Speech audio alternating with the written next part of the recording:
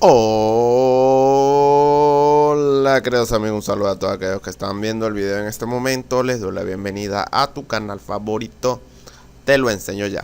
En este video te enseñaré a cómo eliminar tu cuenta de Discord de una manera muy rápida y sencilla, así que te invito a quedarte a ver todo el video.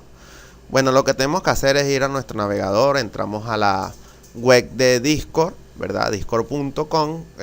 Cuando entremos o hayas colocado los datos para entrar a la cuenta, vamos a darle a esta opción que es ajuste de usuario, y de allí nos va a aparecer todos los datos que tenemos en nuestra cuenta. Vamos para abajo y acá, como estamos viendo, dice supresión de cuenta. Puedes recuperar la cuenta en cualquier momento después de deshabilitarla.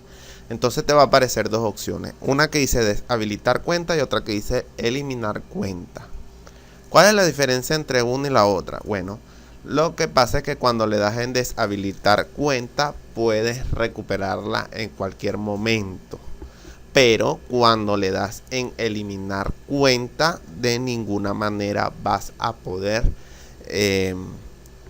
restaurar dicha cuenta. Es decir, cuando le das en eliminar, queda eliminada, valga la redundancia, totalmente, sin ningún tipo de duda de que vayas a poder recuperarla.